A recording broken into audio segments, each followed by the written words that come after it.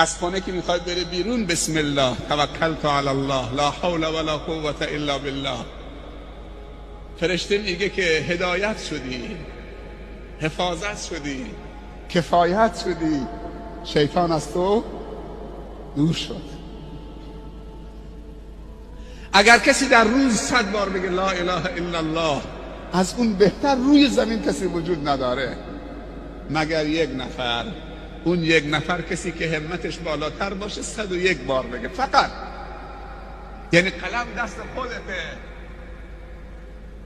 به خودت نمره بده. بهترین ایدیا 15 18 20 100.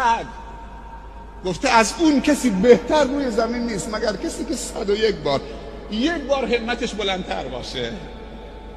بهترین ذکر خدا تلاوت قرآنه. خداوند میگه 2 تا صدا من خیلی دوست دارم که اونو همیشه بشنوم.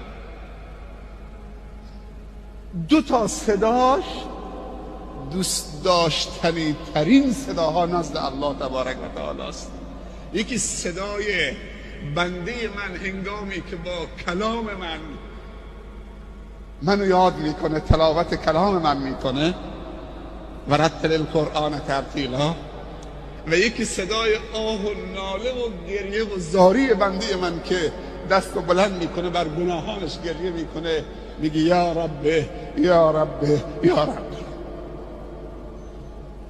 میگه این دومی وقتی دستش بلند میکنه من شرمم میاد که بندم دستشو بلند کرده میگه یا رب یا رب یا رب. شرمم میاد که من دستشو صفر و تو خالی بر بگردونم. و این صدا اگر از جوان باشه خیلی زیباتره و خیلی دوست داشتنی تره تا پیر. پیر باید توبه بکنه ولی جوان ابزار گناه در اختیارشه و هنوز به خودش میگه هنوز زوده وقتی پیر شدم.